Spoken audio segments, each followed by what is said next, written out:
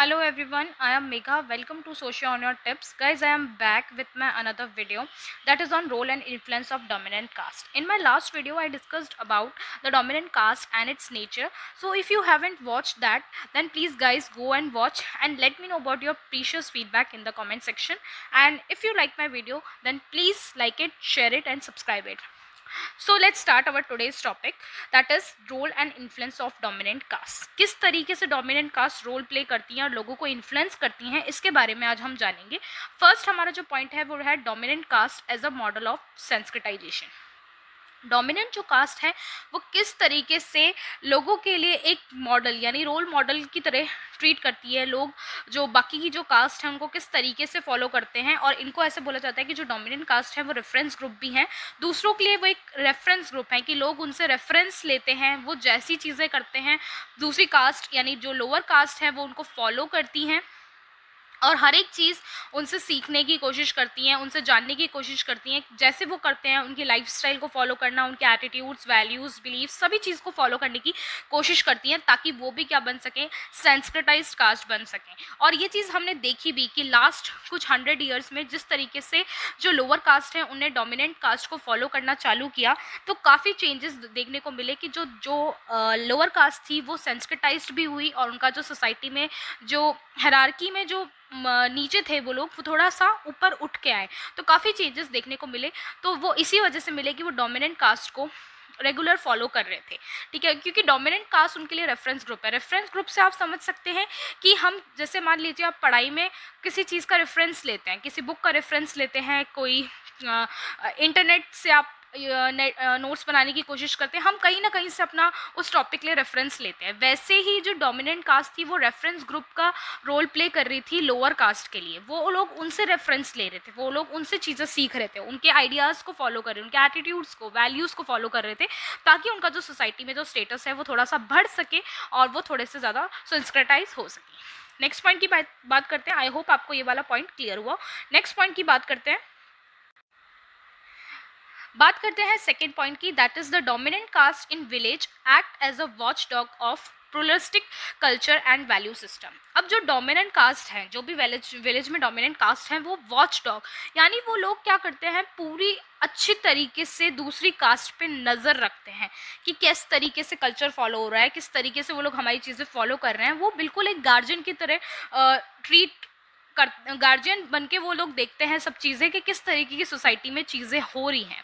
तो वो लोग बोलते हैं कि डोमिनेंट कास्ट कभी भी ये चीज़ नहीं चाहती, यानी कभी भी ये नहीं चाहती कि जो भी उनकी हेरिडिटिकल पोजीशन है, जैसे मान लीजिए अगर किसी के फादर पंडित हैं तो उसका बेटा भी आगे जाके पंडित बनेगा, तो वो कभी भी ये चीज़ नहीं चाहते कि दूसरी कास्ट उसकी पोजीशन को ले। तो हमेशा ऐसे लोअर कास्ट को रोकते हैं कि कभी भी वो ये नहीं चाहेंगे कि हेरिडिटिकल पोजीशन आप उनकी जाके लें। और छोटे मोटे चेंजेस जो आप उनके सोसाइटी में लेके आ रहे हो, जैसे जो चीज़ें उनकी फॉलो कर रहे हो और थोड़ी बहुत उनके रिचुअल्स को फॉलो कर रहे हो, उनके बिलीव्स को, उनकी लाइफस्टाइल को फॉलो कर रहे हो, और जिसकी वजह से छोटे मोटे चेंजेस जो देखने को मिलते हैं सोसाइटी में, उससे उनको कोई दिक्कत नहीं है। लेकिन वो लोग कहते हैं कि अगर डोमिनेंट कास्ट ये कभी भी नहीं चाहेगी कि जो लोअर कास्ट है वो अपनी सर्विस देने से मना कर दें, ठीक है। जैसे मान लीजिए कोई लोअर कास्ट है, अगर वो ये करने से मना कर दे कि वो साफ़ सफाई नहीं करना चाहते, वो कचरा नहीं उठाना चाहते, तो इस चीज़ को लेकर डोमिनेंट कास्ट बिल्कुल भी एग्री नहीं करेगी, कभी इस चीज़ को एक्सेप्ट नहीं करेगी। वो छोटे मोटे चेंजेस सोसाइटी में बर्दाश्त कर सकती है, बट अगर लोअर कास्ट अपनी सर्विस देने के लिए मना कर दें, वो इस चीज़ को कभी भी बर्दाश्त नहीं करेगी। मैं आपको एक एग्जाम्पल देती हूँ कि 1921 की सेंसस की रिपोर्ट के अगर अकॉर्डिंग हम देखें तो अहीर कास्ट थी एक, जो लोअर कास्ट मानी जाती है। वो उन लोगों ने क्या किया कि सीक्रेट थ्रेड पहनना शुरू कर दिया, जो ब्राह्मण्स लोग पहनते हैं, जिसको आप जनेऊ बोलते हैं, वो पहनते हैं, वो उन लोगों ने पहन लिया और क्षत्रिय की तरह वो बोलने लगे कि हम लोग जो हैं, अहीर कास्ट थी वो यानी लोअर कास्ट थी, और वो बोलने लगे कि हम क्षत्रिय हैं। यानी वो लोग अपने आप को इस तरीके का सीक्रेट थ्रेड पहन के ये बताने लग गए कि वो क्षत्रिय हैं। तो इस चीज़ को लेकर डोमिनेंट कास्ट का जो इस बात को लेकर जो डोमिनेंट कास्ट का गुस्सा जो भड़का कि ये मैटर इतना ज़्यादा फैल गया कि ये जो मैटर था, और डोमिनेंट कास्ट इस चीज़ को लेकर इतना ज़्यादा गुस्सा हुई कि ये जो मैटर था ये कोर्ट तक पहुंचा और वायलेंस हो गया। मतलब लोग बहुत ज़्यादा जो डोमिनेंट कास्ट के जो क्षत्रिय जो थे कास्ट थी, उन लोगों ने बवाल मचा के रख दिया और इतना ज़्यादा मैटर फैल गया कि वायलेंस भी हुआ, खून खराबा भी हुआ और ये मैटर कोर्ट तक भी पहुंचा। इस तरीके से वो चाहते हैं कि अगर आप हम अपना सोसाइटी में स्टेटस बढ़ाना चाहते हैं, आप हमें फॉलो करना चाहते हैं, करिए, लेकिन थोड़ा स्लोली। अगर आप बहुत जल्दी में करेंगे हर चीज़ें तो इस तरीके की चीज़ें उनको बर्दाश्त नहीं है। और वो ये भी बोलते हैं कि आप वो सब चीज़ें ना ही करें जो उनको पसंद नहीं है। आप थोड़ी बहुत चीज़ें फॉलो करना चाहते हैं, आप फॉलो कीजिए, और उन चीज़ों को भी आप धीरे धीरे करके इमिटेट करें। इमिटेट का मतलब होता है कॉपी करना। तो आप उन चीज़ों को भी धीरे धीरे करके कॉपी करें, ताकि डोमिनेंट कास्ट इन चीज़ों पे भड़के ना, और आप उन सारी चीज़ों को अवॉइड करें जो चीज़ों से डोमिनेंट कास्ट गुस्सा हो सकती है या आग बबूला हो सकती है। आप उन चीज़ों को अवॉइड करें, यानी वो चीज़ें आप उनकी कॉपी ना करें। बात करते हैं थर्ड पॉइंट की, role of dominant caste in political life. अब थर्ड पॉइंट क्या कहता है, बात करते हैं role of dominant caste in political life. इसमें ये बोल रहे हैं कि रिसेंट ईयर्स में हमने देखा कि डोमिनेंट कास्ट का जो पॉलिटिकल इन्फ्लुएंस था वो भी बढ़ता जा रहा था। और वो कैसे बढ़ रहा था, यानी आपको फ्रीडम मिल रही थी, लोग बाग डेमोक्रेसी आ चुकी थी सोसाइटी में, यूनिवर्सल एडल्ट फ्रेंचाइज की लोगों को जो 18 ईयर्स वाले हैं वो वोट दे सकते हैं। इस तरीके से जो डोमिनेंट कास्ट थी वो बहुत ज़्यादा पॉलिटिकली स्ट्रांग भी हो रही थी और पावरफुल भी बन रही थी, और उनको इस तरीके से अच्छे खासे वोट मिल रहे थे। तो इस वजह से वो लोग और ज़्यादा पॉलिटिकली स्ट्रांग होते जा रहे थे। फिर बात आई पंचायती राज सिस्टम का इंट्रोडक्शन हुआ, यानी पंचायती राज सिस्टम हमारी सोसाइटी में आया। उस वजह से इनका जो इन्फ्लुएंस था वो और ज़्यादा दूसरों एरिया में भी बढ़ गया। जैसे आप देखेंगे कि विलेज में, तालुक में, डिस्ट्रिक्ट में ये और ज़्यादा पावरफुल हो गए, क्योंकि उधर से भी इन लोगों को वोट्स मिल रहे थे, इनके कास्ट मेंबर्स थे जो इनको वोट्स दे रहे थे, और इस तरीके से इनकी सोसाइटी में जो पॉलिटिकल पोजीशन है वो बढ़ती जा रही थी, और ये इकोनॉमिकली बहुत ज़्यादा स्ट्रांग हो चुकी थी। बात करते हैं नेक्स्ट पॉइंट की, that is rivalries and conflict between dominant caste. अब राइवलरीज का मतलब क्या होता है कि जब दो कास्ट के बीच में हमेशा लड़ाई चलती है पावर को लेके, हमेशा वो लोग ये चाहेंगे कि हमें पावर मिले, हम लोग सोसाइटी में हमेशा सुपीरियर हो। तो आपको ये भी पता है कि हर एक स्टेट में एक से ज़्यादा डोमिनेंट कास्ट होती है, और वो हमेशा दोनों को हमेशा वो लोग लड़ाई लड़ते रहते हैं कि उनको पॉलिटिकल पावर्स और इकोनॉमिक अपॉर्चुनिटीज़ ज़्यादा मिले।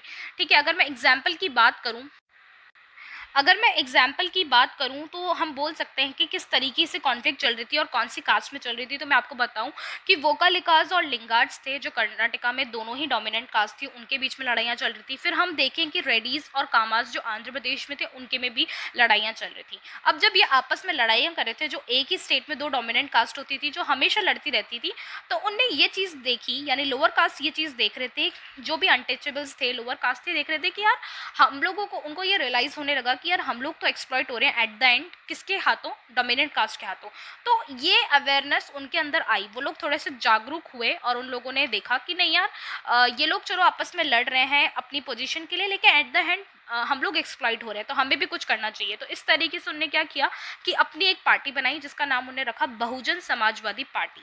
ठीक है, जिसको आप देखेंगे तो लोअर कास्ट लीडर्स ही हैंडल कर रहे थे। और आप ये चीज़ भी देखेंगे कि को एक टाइम पे ये काफ़ी पॉपुलर हुए यूपी, बिहार, मध्य प्रदेश और पंजाब में। और इन लोगों ने पूरा टफ कंपटीशन दिया, या टफ आप बोल सकते हो अपोजिशन, एक पार्टी आई जिसने पूरा डोमिनेंट कास्ट को क्या दिया, एक टफ कंपटीशन दिया, और ये पार्टी कई स्टेट्स में जीती भी, और इन लोगों ने सोसाइटी में अपनी पोजीशन बनाई भी। तो इस तरीके के जो हमारा पॉइंट था उसमें यही था, rivalries and conflict between dominant caste में। बात करते हैं social roles of dominant caste. अब ये क्या है,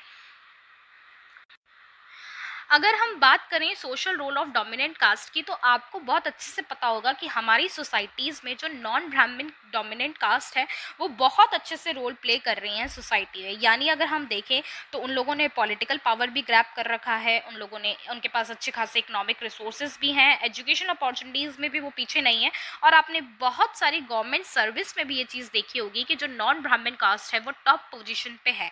अगर हम बात करें पॉलिटिकली, इकोनॉमिकली, एजुकेशन वाइज, तो ये जो कास्ट हैं, यानी जो नॉन ब्राह्मण कास्ट हैं, वो ऑलरेडी बहुत ज़्यादा सोसाइटी में अपनी एक पोजीशन बना दी है और टॉप पोजीशन पे हैं, वो लोग हर तरीके से सुपीरियर हैं। बस अगर हम देखें उनको कि रिचुअल वाइज और रिलीजियस वाइज अगर हम उनका स्टेटस देखें तो वो थोड़ा सा उनका कम है ब्राह्मण से, लेकिन बाकी चीज़ों में अगर हम कंपेयर करें कि यानी हम लोग उनका एजुकेशन वाला पार्ट देखें या गवर्नमेंट सर्विस वाला पार्ट देखें या फिर हम इकोनॉमिकली उनको स्ट्रांग देखें तो वो ब्राह्मण्स लोगों से ज़्यादा स्ट्रांग हैं। तो यही था इनका social role of dominant caste कि डोमिनेंट कास्ट सोसाइटी में किस तरीके से रोल प्ले कर रही है और किस तरीके से अपनी सोसाइटी में वो पोजीशन होल्ड करके बैठी हुई है। नेक्स्ट पॉइंट की बात करते हैं, that is our last point. जो लास्ट हमारा पॉइंट है वो है conflict between backward caste and non ब्राह्मण फॉरवर्ड कास्ट। अगर हम देखें कि इन दोनों के बीच में यानी किस किस के बीच में अब लड़ाइयाँ चल रही थी, नॉन ब्राह्मण बैकवर्ड कास्ट एंड नॉन ब्राह्मण डोमिनेंट कास्ट। अब दोनों ही नॉन ब्राह्मण है, एक बैकवर्ड है एक फॉरवर्ड है, या फिर आप बोल सकते हैं एक डोमिनेंट है। तो इन दोनों के बीच में अब किस तरीके की लड़ाइयाँ चल रही थी, अगर हम देखें तो ऐसा था कि जो लोअर कास्ट थी यानी जो अनटचेबल्स थे, जो हरिजन्स थे, वो बहुत ज़्यादा एक्सप्लॉइट हो रहे थे। और इस तरीके से उनको एक्सप्लॉइट कौन कर रहा था, ऑब्वियसली डोमिनेंट कास्ट उनको एक्सप्लॉइट कर रही थी। और वो कभी भी नहीं चाहती थी कि जो लोअर कास्ट है वो कभी भी पढ़ पाए सॉरी कभी भी वो पढ़ पाए, कभी भी वो लोग टॉप पोजीशन पे पहुंच पाए, क्योंकि वो लोग हमेशा चाहते थे कि ये लोग सिर्फ जो इनकी सर्विस है उसी को परफॉर्म करें और कभी भी ये लोग ऊपर वाली पोजीशन पे ना आ पाए। क्योंकि इस वजह से उनको ये डर था कि अगर मान लीजिए ये लोग पढ़ लिख गए, इनके पास पैसा आ गया, तो ये सोसाइटी में अपनी पोजीशन ले लेंगे और हमारे लिए दिक्कत हो जाएगी। तो वो लोग कभी भी इस चीज़ को चाहते नहीं थे, वो चाहते थे कि हमेशा ये पुअर और एरोगेंट बन के रहें, ये कभी भी पढ़े ना, ताकि हमारी जो पोजीशन है वो इनसे बच सके। बात करते हैं आगे कि जो अनटचेबल कास्ट थी वो कभी कभी ऐसा होता था कि मना कर देती थी उनकी सर्विस के लिए, वो लोग मना कर देती थी। जैसे मान लीजिए कि उनकी सर्विस क्या होती थी कि कोई डेड एनिमल, मतलब कोई मरा हुआ जानवर मर गया है उसको उठाना, ठीक है, कोई विलेज में कोई फंक्शन हुआ है तो जो भी पत्तल वत्तल होती है उसको उठाना। और हम बात करें कि जो विलेजेस में कोई फंक्शन होते थे तो ये लोग ड्रम को बीट करते थे यानी ड्रम्स वगैरह बजाते थे, ठीक है, इस तरीके के इनके काम होते थे। और कचरा वचरा उठाना, ये सब इन चीज़ों के काम होते थे। तो ये लोग क्या करते थे कि ये लोग जब इन चीज़ों के लिए मना करते थे तो डोमिनेंट जो कास्ट थी वो इतना ज़्यादा भड़क जाती थी कि अगर उनको ये भी डर था कि अगर ये लोग पढ़ लिख जाएंगे तो ये लोग इन सब चीज़ों को करेंगे नहीं और इन चीज़ों को करेगा कौन।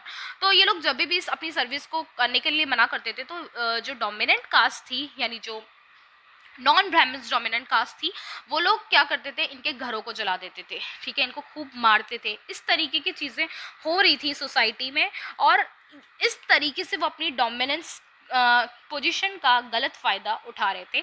यही दोनों के बीच में कॉन्फ्लिक्ट चल रहा था कि जो नॉन ब्राह्मण बैकवर्ड कास्ट थी, जिसको आप लोअर कास्ट बोल सकते हैं, हरिजन्स बोल सकते हैं, वो लोग अगर अपनी सर्विस परफॉर्म नहीं करते तो नॉन ब्राह्मण जो फॉरवर्ड कास्ट थी वो बहुत ज़्यादा हाइपर हो जाती थी, उनके घर जला दिया करते थे, उनको खूब मारते थे और इस तरीके से वो अपनी पोजीशन का गलत फ़ायदा उठा रहे थे। और वो ये कभी भी नहीं चाहते थे कि ये पोजीशन कभी भी आगे बढ़े, कभी भी इनके साथ कुछ अच्छा हो, ये पढ़ लिख पाएँ, क्योंकि उनको ऐसा था कि अगर ये लोग पढ़ लिख गए, ये लोग अगर रिच हो गए तो हमारी पोजीशन जा सकती है। इस तरीके के डर की वजह से इन लोग के बीच में हमेशा क्या चलता रहता था, कॉन्फ्लिक्ट चलता रहता था। तो यही था हमारा आज का चैप्टर जिसमें हमने डिस्कस किया role and influence of dominant caste, किस तरीके से डोमिनेंट क्लास अपना रोल प्ले कर रही थी और लोगों को इन्फ्लुएंस कर रही थी, ये चीज़ों के बारे में हमने बात करी। मैंने लास्ट वाले वीडियो में अपने डोमिनेंट कास्ट और उसके नेचर के बारे में बताया था। जिन लोगों ने वो वीडियो नहीं देखा है पहले वो जाके देखें तो आपको ये वाला चैप्टर बहुत अच्छे से समझ में आएगा। अगर कोई डाउट है तो आप कॉमेंट सेक्शन में मुझे बता सकते हैं और आपको मेरा वीडियो कैसा लगा ये ज़रूर बताएं। और कौन कौन से टॉपिक पे वीडियोस चाहिए आप वो भी मुझे कमेंट सेक्शन में बता सकते हैं। और डेली मैं वीडियोस अपलोड करती हूँ सोशलॉजी से रिलेटेड, तो प्लीज़ मेरे चैनल के साथ बने रहें। और मेरी वीडियो पसंद आई हो तो इसको लाइक शेयर और सब्सक्राइब करना ना भूलें। Till then take care, bye bye and see you in the next video.